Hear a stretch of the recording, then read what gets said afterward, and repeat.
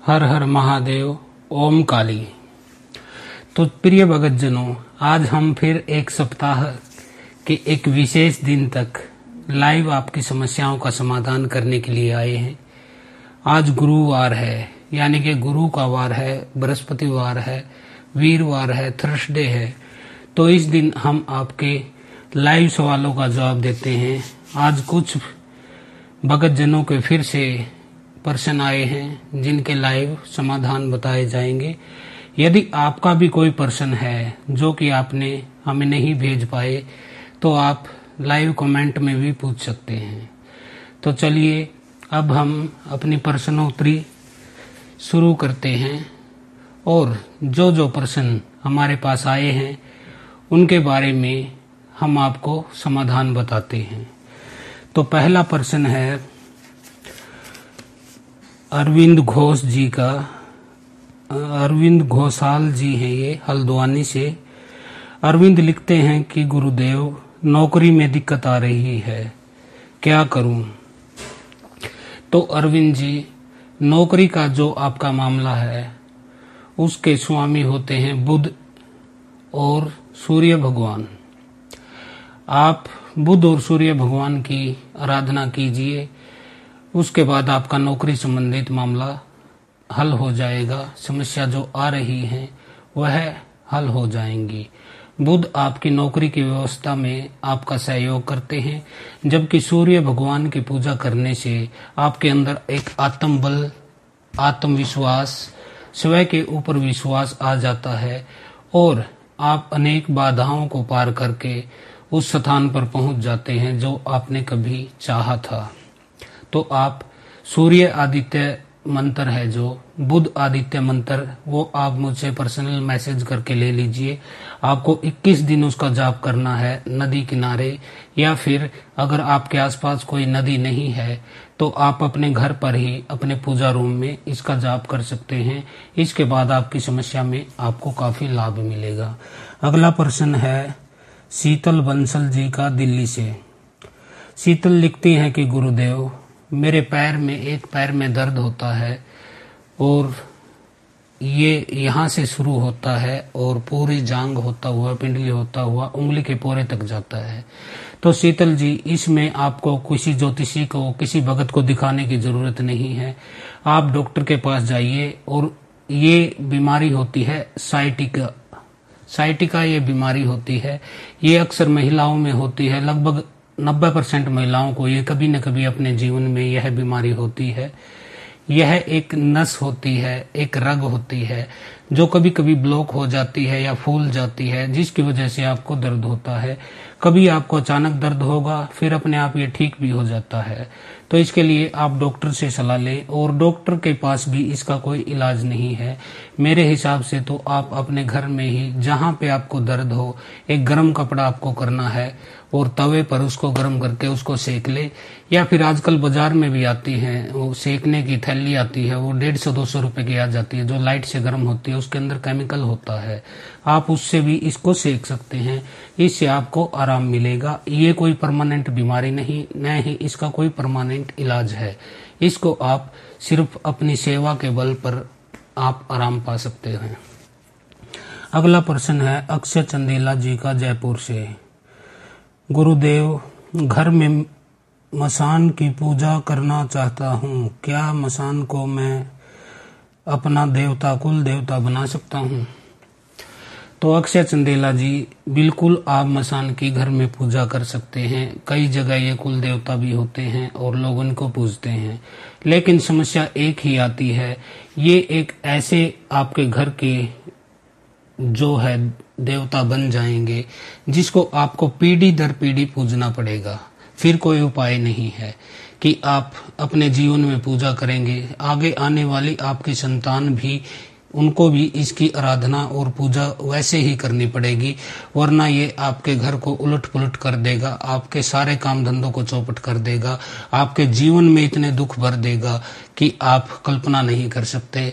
यह एक शक्ति ऐसी होती है, जब तक आप इसकी सेवा करते हो तो यह आपके काम करता है, लेकिन जैसे ही आप इसका भोग देना भूल जाते हैं या कोई भी त्रुटि कर देते हैं, फिर ये भगत को ही पलट देता है। इसलिए थोड़ा सावधानी से करें। मसान की जगह यदि आप ब्रह्म की पूजा करें, ब्रह्म देव होते हैं जो, वो शुभ देवता होते हैं और हनुमान जी के साथ चलते हैं, वो श्री राम के भगत होते हैं। आप मसान की जगह ब्रह्म देवता की पूजा कीजिए। आप हर शनिवार जाइए, पीपल के पेड़ में एक लोटा जल दीजिए, एक कटोरी में दूध, उसमें बतासा रखिए, पंचमेवा डालिए और उसका भोग लगा दीजिए। ब्रह्म देवता एक शुद्ध शक्ति होती है, जबकि मसान एक शुद्ध शक्ति नहीं होती। इसलिए सावधान रहिए। आपको यदि पूजा आराधना ही करनी है तो शुभ शक्ति की, सात्विक शक्ति की आप आराधना कीजिए। जिस भी भगत ने आपको बताया है या बेवकूफ बनाया है, मसान को पूजा करना आपको सिखा रहा है, उसके चेहरे को देख लेना। उसके चेहरे पर कोई ऊर्जा नहीं होगी, वो सूखा हुआ एक लकड़ की तरह होगा, क्योंकि मसान जो होते हैं ये आपकी ऊर्जा, आपके प्राण बल को ही चूसते रहते हैं, ये आपको ही खाते रहते हैं। इसलिए इनसे बचे। आप सात्विक देवताओं की पूजा करिए, हनुमान जी के मंदिर जाइए, पीपल के वृक्ष में जल दीजिए, ब्रह्म देवता को स्थापित कीजिए, उनकी पूजा कीजिए, वो शुद्ध देवता होते हैं। यदि आपको कोई साधना करनी है इस प्रकार की तो। इसके बाद आता है हीरामणि यादव जी पटना से। पत्नी को दौरे पड़ते हैं गुरुदेव, कई बार इसमें से कुछ बोलता भी है, कभी वह देवी बन जाती है, कभी वह कहती है कि मैं प्रेत हूँ, कभी कहती है मैं जिंद हूँ। तो हीरामणि यादव जी, ऐसा कई कारणों से हो सकता है। देवी तो है नहीं, कोई प्रेत ही होगा, कोई थान, कोई ब्रह्म, कोई पिशाच, कोई मसान, कोई जिन, क्योंकि देवी कभी किसी के शरीर में आती नहीं। बाकी हम देखने के बाद ही आपको बता सकते हैं। आप हरिद्वार आइए और हमें दिखाइए, तब हम आपको बताएंगे कि क्या चीज है और इसका इलाज क्या है। अगला प्रश्न है अभिषेक पंचोली जी का, इंदौर से। माथे में दर्द रहता है, जलन होती है, कंपन होती है, क्या करूं गुरुदेव? मैं साधना भी करता हूं। तो अभिषेक पंचोली जी, आपके जो माथे में दर्द है, जलन है, कंपन है, ये आज्ञा चक्र के असंतुलित होने की वजह से है। आप लोग YouTube पे कोई भी वीडियो देख लेते हैं, कोई भी आपको ज्ञान बांट के चला जाता है और आप उसी तरह करने लग जाते हो।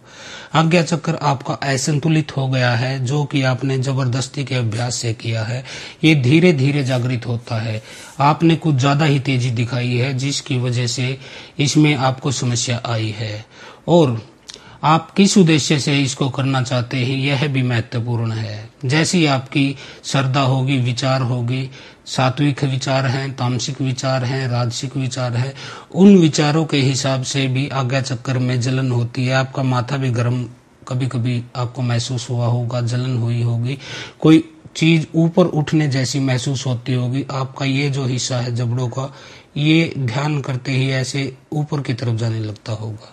तो आप थोड़ा धीमा इसको काम को करिए। अभी जो भी अभ्यास कर रहे हैं उसको आप बिल्कुल बंद कर दीजिए, 1.25 महीने बंद कर दीजिए। उसके बाद अगर आपको आज्ञा चक्र जागृत करना है तो आप हमसे संपर्क कर सकते हैं। हम आपको यौगिक क्रिया बताएंगे जिससे कि आप आसानी से आज्ञा चक्र को जागृत कर सकते हैं। इसके बाद आते हैं दुलीचंद अरोड़ा जी, लंबी, पंजाब से। बेटी में माता शीतला आती है, क्या करूं गुरुदेव, मैं परेशान हूं। तो दुलीचंद जी अरोड़ा जी, देवी शीतला कभी किसी भी व्यक्ति के शरीर में नहीं आती हैं। देवी शीतला एक महाशक्ति है, वो सभी देवियों की बड़ी बहन है, इसीलिए उन्हें बड़ी माता कहा जाता है। आप समझ भी नहीं पाओगे कि उनकी पावर कितनी है। पूरे ब्रह्मांड को वो कंट्रोल करती हैं। वो देवी आपकी एक लड़की में आ जाएगी, ऐसा नहीं होता। जो अक्सर किसी महिला के शरीर में, लड़की के शरीर में आती हैं और वो देवी की जय बोलती हैं, वो अक्सर शीतला माता की मसानियां होती हैं, जो कि प्रेत की योनि में होती हैं। वो माता शीतला की भगत होती हैं और बाद में उनके दरबार में ही वो सेवा भाव करती रहती हैं। देवी शीतला की योगनियां भी हैं, देवी शीतला के ब्रह्म भी हैं, देवी शीतला की मसानियां भी हैं, देवी शीतला के मसान भी है। अनगिनत शक्तियां माता शीतला के साथ चलती हैं क्योंकि वो बड़ी माता हैं। इसलिए कोई मसानी है, आप एक काम कीजिए, अपनी बेटी से कहिए कि वह प्रतिदिन नीम के पेड़ में 1 लोटा जल दे और उसके समक्ष हाथ जोड़कर कहे कि हे देवी शीतला, मेरे ऊपर जो भी शक्ति आती है, यह अच्छी शक्ति है या बुरी शक्ति है, कृपा इसको दूर कीजिए, क्योंकि अभी मैं एक कुंवारी लड़की हूँ, शादी भी नहीं हुई है। कल को इससे मेरे जीवन में अनेक प्रकार के टकराव की स्थिति आएगी, कल शादी भी होनी है, तो समस्याएं आपकी बढ़ती जाएंगी। इसलिए आप हाथ जोड़कर उनसे प्रार्थना करें 7 दिन कि इसको आप अपने धाम ही बुला लो और मेरा पीछा छोड़ो। ऐसा करने से देवी शीतला प्रसन्न हो जाती हैं और आपके ऊपर से जो प्रभाव है वो खत्म हो जाएगा। अगर तब भी आपकी बात ना माने तो आप हरिद्वार आ सकते हैं, मुझे दिखा सकते हैं, क्योंकि देखने के बाद ही पक्का मैं भी ये बता सकता हूँ कि इसमें चीज क्या है और ये बोल क्या रही है। तो अगला प्रश्न है शिक्षा जैन जी का, अलीगढ़ से। गुरु जी, गुरु दीक्षा लेनी है, बताइए।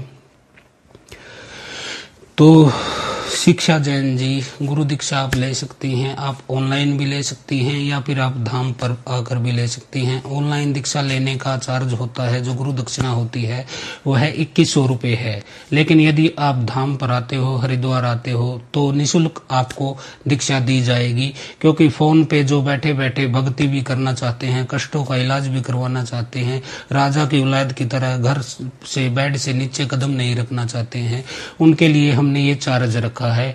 और जो सच्चे दिल से आना चाहते हो हमारे पास आइए और हम निःशुल्क आपका समाधान करेंगे। गीता सिंगला जी, दिल्ली से। बच्चे कहा नहीं मानते, मैं परेशान हो चुके हूँ गुरुदेव, उल्टे बोलते हैं।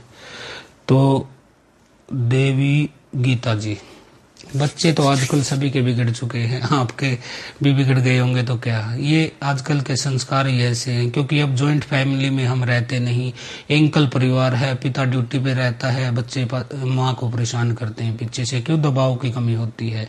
गांव में आप जाते हो तो दादा दादी होते हैं, चाचा चाची होते हैं, उनसे बच्चे को जीवन, अपना जो जीवन दर्शन है वहीं से वह सीखते हैं कि चाचा हमारे कैसे जी रहे, ताऊ कैसे जी रहे, दादा कैसे जी रहे हैं, उसी हिसाब से बच्चे भी संस्कार पकड़ते हैं।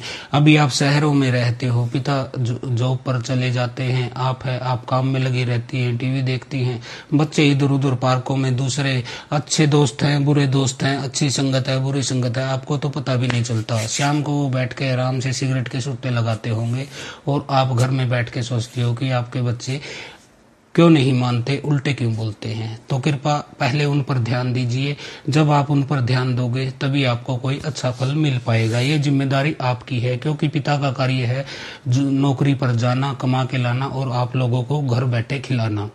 ठीक शिक्षा का भी हर चीज का कार्य वह करते हैं, आपका ड्यूटी सिर्फ बच्चों को संभालना है, केवल उसमें तो आप ठीक ठाक रहें।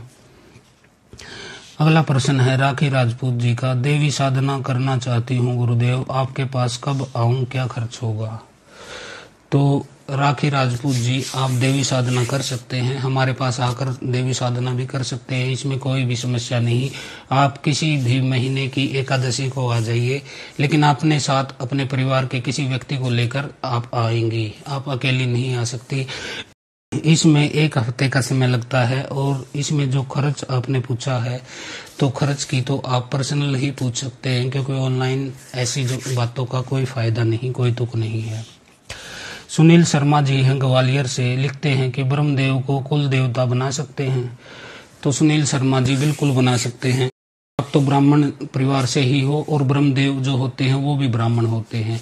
ब्रह्मदेव 4 प्रकार के होते हैं। एक बाल ब्रह्म होते हैं जो 10-12 साल से छोटे बच्चे गुजर जाते हैं, जिनको जलाया नहीं जाता, या तो उनको दफना दिया जाता है या फिर नदी में उनको प्रवाहित कर दिया जाता है, वो बाल ब्रह्म बनते हैं। उसके अलावा होते हैं फिर ब्रह्मदेव, वो ऐसे होते हैं जो ज्योतिष में पारंगत होते हैं, पूजा पाठी होते हैं, ईश्वर के भगत होते हैं, वो ब्रह्मदेव की योनि में जाते हैं। इसके बाद होते हैं ब्रह्म बाबा, जिन्होंने अपने जीवन में कोई शक्ति प्राप्त कर ली है, कोई सिद्धि प्राप्त कर ली है, कोई साधना में उनको सफलता मिल गई है, वो ब्रह्म बाबा बनते हैं। और इसके अलावा होते हैं चौथी जो कैटेगरी है, वो ब्रह्म राक्षस होते हैं। ब्राह्मण कुल में जो पैदा होकर दुष्ट प्रवृत्ति का होता है, जिसने बलात्कार, हिंसा, हत्या आदि कृत्यों में, चोरी में जो लिप्त रहा है, वह मृत्यु के बाद ब्रह्म राक्षस की योनि में बढ़ता है। तो आप इनमें से ब्रह्मदेव की पूजा कीजिए। वो हनुमान जी के भगत होते हैं, पीपल के पेड़ पर उनका निवास होता है। एक अत्यंत शक्तिशाली देव होते हैं जो शुद्ध प्रवृत्ति के होते हैं। उनके पैरों में आपको खड़ाऊ मिलेंगी और गले में माला, सफेद उनका बाणा होता है, दाढ़ी उनकी लंबी होती है और बाल उनके सफेद लंबे होते हैं। ये बालाजी की तरफ से दूत के रूप में भी लोगों को दिए जाते हैं बालाजी धाम पर, और ये प्रत्येक हनुमान मंदिर में मिलेंगे। आप श्री राम भगवान की पूजा कीजिए, हनुमान जी की साधना कीजिए, ब्रह्मदेव अपने आप ही प्रसन्न हो जाते हैं। आप किसी शनिवार को जाइए, एक कटोरी में दूध डालिए, उसमें बतासा डालिए, पंचमेवा डालिए और उनका भोग लगा दीजिए। 5 अगरबत्ती आप वहां जलाइए और ब्रह्मदेव से प्रार्थना करिए कि मैं आपको अपना कुलदेव बनाना चाहता हूं, कृपा मेरे साथ मेरे घर चले और वहां स्थापित हो और हमारी रक्षा करे। आप यदि ब्रह्म देवता को मनाने में कामयाब हो जाते हैं, वो आपके घर आ जाते हैं, तो वो आपके जीवन से अनेक समस्याओं को हटा देते हैं। तब आप एक साधक की तरह बन जाते हो, आप दूसरे लोगों के कष्ट भी दूर कर सकते हो। तो ये ब्रह्मदेव की शक्ति होती है। रानी डोगरा जी जम्मू से लिखी है कि गुरुदेव, संतान नहीं हो रही है, 10 साल शादी को हो गए, क्या करूं?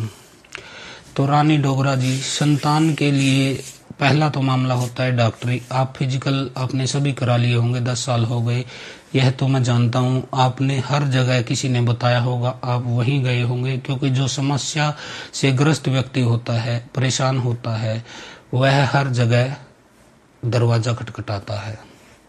तो इसके लिए जो जिम्मेदार देवी देवता होते हैं, वह शीतला की एक मसानी होती है, पूतना मारुका, वह पिंड में बैठती है, यानी कि आपके गर्भाशय में।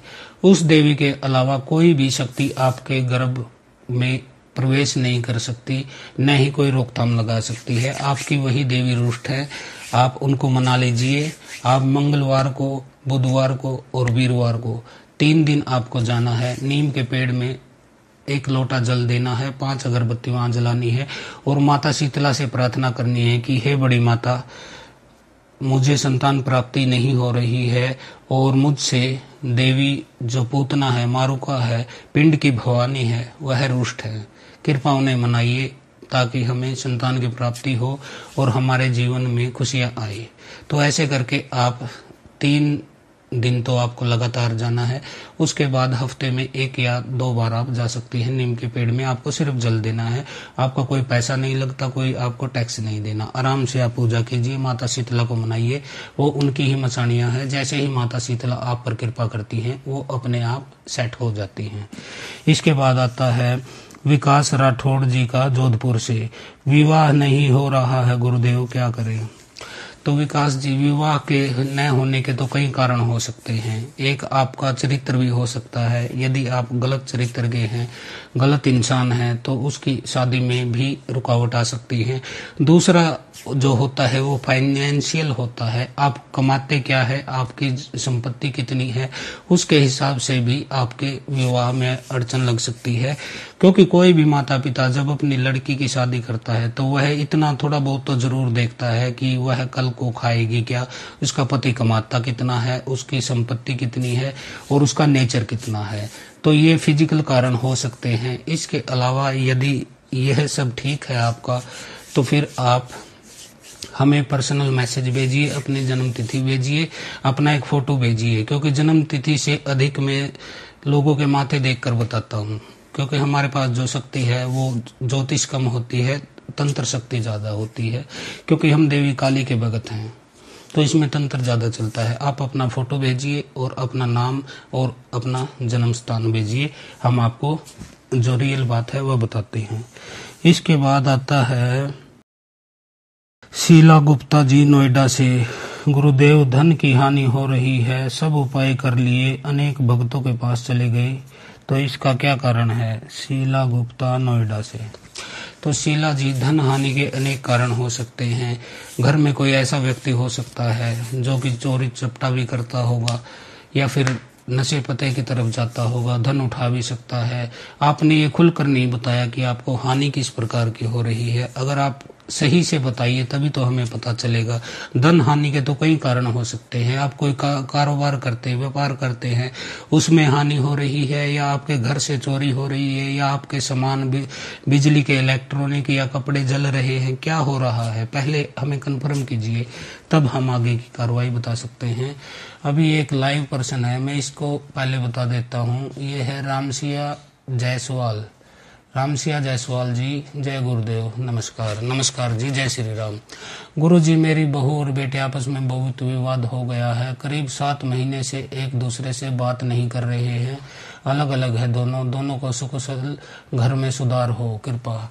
तो जो जायसवाल जी, रामसिया जी, यदि आपके बेटे और बहू में क्लेश हो रहा है तो इसका जो मुख्य कारण है, प्रमुख कारण है, वैसे तो इसके कई कारण हो सकते हैं, छोटे मोटे भी हो सकते हैं, बड़े भी हो सकते हैं, लेकिन जो मुख्य कारण इसका है वह आपके कुल देवी देवता का या तो रुष्ट हो जाना है, वो आपसे रुष्ट है, या फिर किसी तांत्रिक ने कुछ आपके बेटे बहू के बीच में डाल दिया है।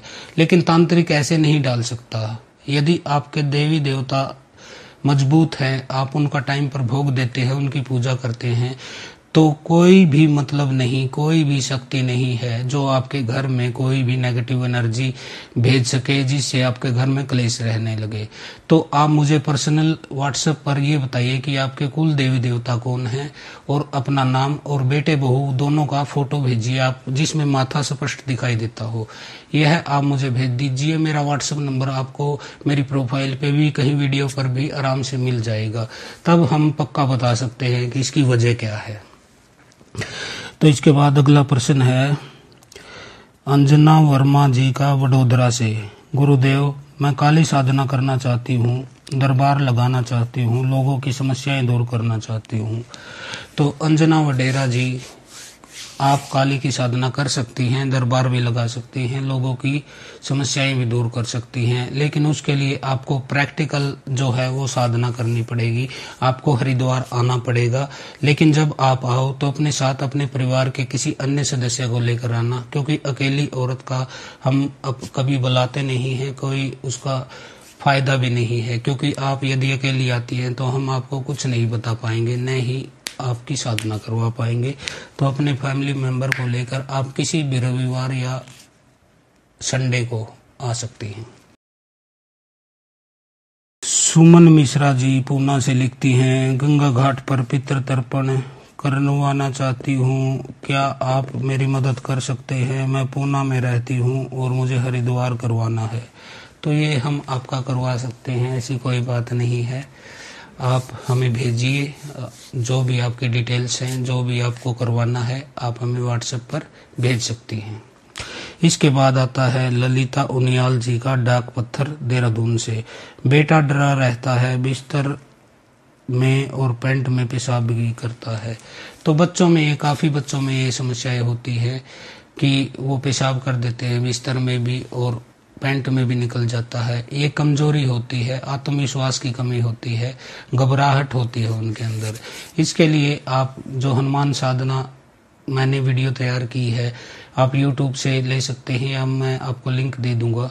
वह आप 21 दिन उसको वीडियो सुनाइए। ये वीडियो 40 मिनट के आसपास है। 21 दिन बाद उसमें यह कोई भी कमी नहीं रहेगी। उसका आत्मविश्वास बढ़ेगा, उसकी मेमोरी बढ़ेगी, उसके शरीर में जो ऊर्जा है वो बढ़ेगी, घबराहट बिल्कुल खत्म होगी, हर तरह का बाय साफ हो जाएगा, क्योंकि हनुमान जी की यह एक बहुत शक्तिशाली जो ध्यान साधना है। तो यह आप करिए। राघव गुज्जर, सहारनपुर से।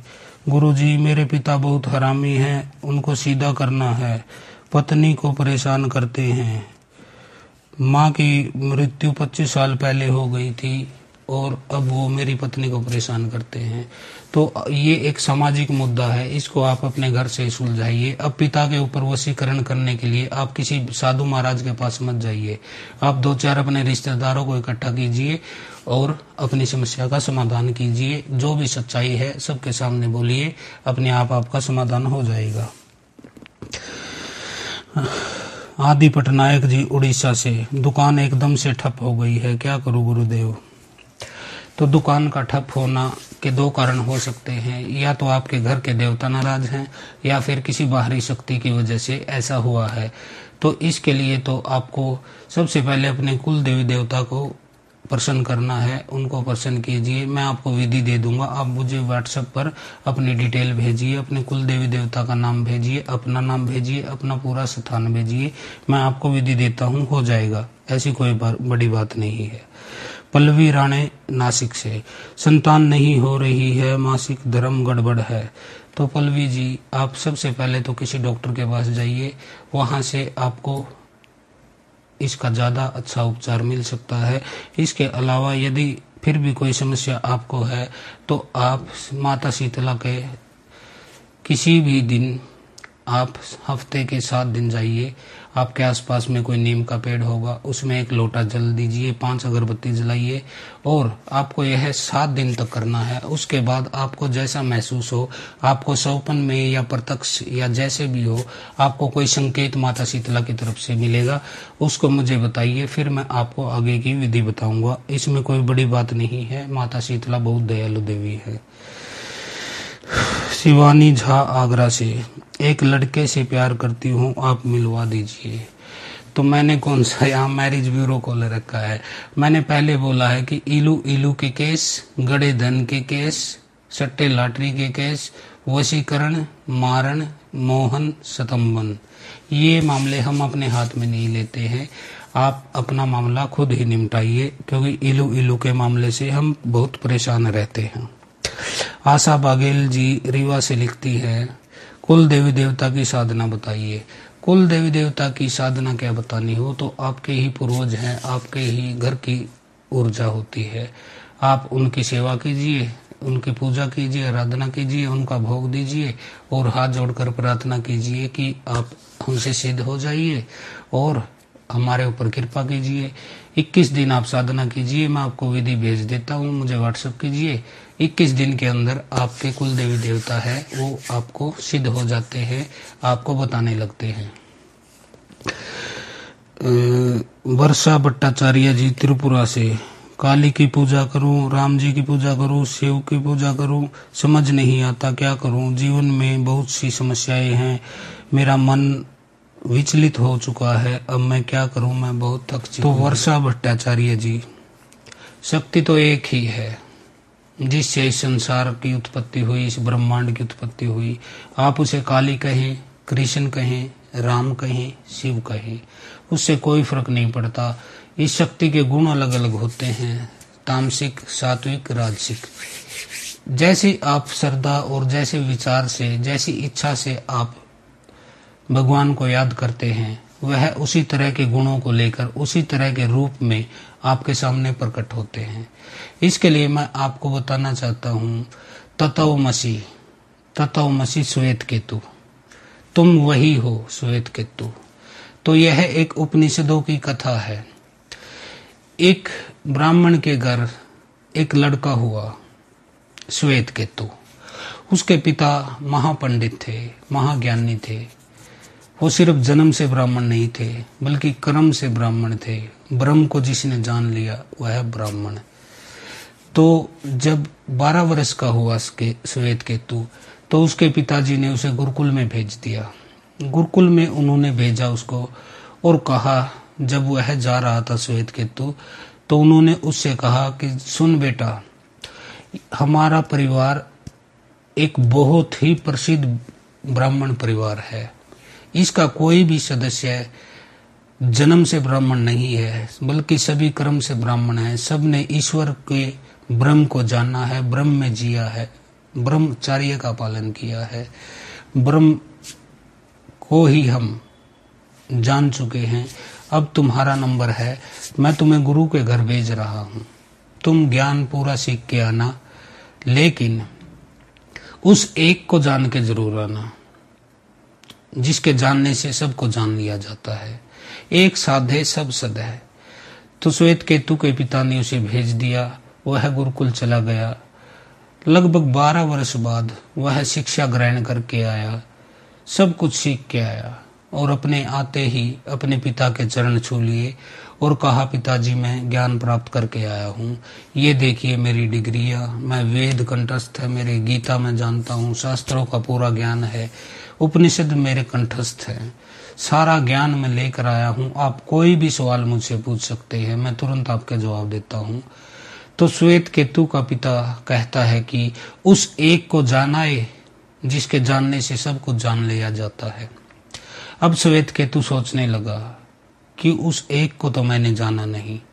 तो उसके पिता ने कहा, वापिस चला जा, गुरुकुल चला जा, वापिस अपने गुरु को बोलना कि उस एक का तो मुझे पता ही नहीं चला जिसको जानने से सब कुछ पता चल जाता है। आपने मुझे वेद पढ़ा दिए, ग्रंथ पढ़ा दिए, शास्त्र पढ़ा दिए, सारे आपने मुझे पुराण सिखा दिए, लेकिन उस एक को नहीं बताया जिसको जानने से सब कुछ पता चल जाता है। तो अब श्वेत केतु के गुरु क्या कहते हैं? वो कहते हैं तत्वमसि। तत्वमसि श्वेत केतु। तत्वमसि का अर्थ होता है तुम ही हो, वो तुम ही हो श्वेत केतु, वो कोई और नहीं है, कोई अन्य चीज नहीं है, कोई अन्य व्यक्ति नहीं है, वो तुम ही हो जो तुम्हारे अंदर बोल रहा है, श्वास ले रहा है, देख रहा है, वह ऊर्जा, वह चैतन्य, वह आत्मा, वो तुम ही हो। तो श्वेत केतु ने कहा कि मैं उसे जानना चाहता हूँ। तब उनके गुरु ने उन्हें साधना करवाई, आत्म साक्षात्कार कराया, उन्हें आत्मा से अपनी अनुभव कराया। पता चला कि शरीर मैं नहीं, ये मन जो सोचता है ये मैं नहीं, बुद्धि जो है वो मैं नहीं, मैं तो एक शुद्ध आत्मा हूँ। उपनिषदों में उसके बारे में लिखा भी गया है कि एक वृक्ष है, उसकी 2 डालों पर 2 पक्षी बैठे हैं। ऊपर की डाल पर जो पक्षी बैठा है वो ना बोलता है, ना हिलता है, ना उड़ता है, वो सिर्फ देखता है। और एक पक्षी नीचे डाल पर बैठा है, वह कभी इस डाल पर कूदता है, कभी उस डाल पर कूदता है, कभी इधर देखता है, कभी उधर देखता है, कभी ये बोलता है, कभी वो बोलता है। तो उपनिषदों ने तो बिल्कुल ही स्पष्ट कर दिया है इस चीज को। जो वृक्ष है वह आपका शरीर है, और जो ऊपरली डाल पर जो पक्षी बैठा है, जो न हिलता है, न डुलता है, न बोलता है, सिर्फ देखता है, साक्षी मात्र है, एक विटनेस है, गवाह है, वह सब कुछ देख रहा है क्या हो रहा है, लेकिन वह न उसको अच्छा कह रहा है न बुरा कह रहा है, वो तटस्थ है। तो वह आपकी आत्मा है, आपकी चैतन्य है, आपका चेतना है। और जो पक्षी हर डाल पर कूदता फिरता है वो आपका मन है। तो ये शरीर रूपी वृक्ष है, इसमें 2 ही पक्षी हैं, तो उनमें से आपको जानना है मैं कौन हूँ। तत्वमसि श्वेत केतु, तुम ही हो, तुम वही हो जिसे तुम जानना चाहते हो, जिसको जानने के बाद सब कुछ जान लिया जाता है। जब आप आत्मा को जान लेते हो, अपने भीतर अनुभव कर लेते हो, स्वयं को जान लेते हो, तो मानिए आप सब कुछ जान लेते हो, आप सब कुछ जान जाते हो। तो ये इस तरह से है। तो आज के लिए इतना ही। हर हर महादेव, ओम काली। अभी प्रश्नों का एक प्रश्न और बाकी है। रीता शर्मा जी यमुनानगर से, संतान प्राप्ति नहीं हो रही गुरुदेव, 13 साल हो गए, मुझे कोई भी संतान नहीं हुई है, मैं बहुत परेशान हूँ। संतान प्राप्ति के लिए आप माता शीतला की पूजा कीजिए। पिंड की जो भवानी देवी होती है वो माता की मसाणी होती है, पूतना होती है, आप उनकी पूजा कीजिए। और एक माता मरी होती है जिसको चौराहे वाली भी बोला जाता है, जो अक्षेत्रपाल की पत्नी होती है। आप शनिवार को चौराहे में भी एक जल का लोटा दे दीजिए और एक दीपक वहां पर जला दीजिए और माता मरी से कृपा कीजिए कि आप मेरे जो समस्या है संतान प्राप्ति की, इसमें जो भी समस्याएं आ रही है, जो भी अड़चन है, इनको दूर कीजिए। मैं आपका भोग दूंगी। जब मेरी इच्छा पूर्ति हो जाएगी, संतान प्राप्ति हो जाएगी, तो इस तरह से आप कीजिए, क्योंकि माता शीतला की मसानी ही होती है, ये दोनों उन्हीं की भगतनी होती है, उन्हीं की ये मसानियाँ होती है। आप माता शीतला को प्रसन्न कीजिए। 7 दिन जाइए आप नीम के पेड़ में, आप पानी दीजिए, अगरबत्ती जलाइए और उनके मिठाई का भोग लगाइए आप माता शीतला को। इससे आपकी समस्या का हल हो जाएगा। अगर तब भी आपको कोई समस्या आ रही है, कोई संकेत नहीं मिलता, कोई रुझान नहीं मिलता, तो आप हमें पर्सनल व्हाट्सएप पर मैसेज करके अपनी समस्या बता सकती हैं। हम आपको आपका समाधान पूरा देंगे। आज के लिए इतना ही। हर हर महादेव। ओम काली।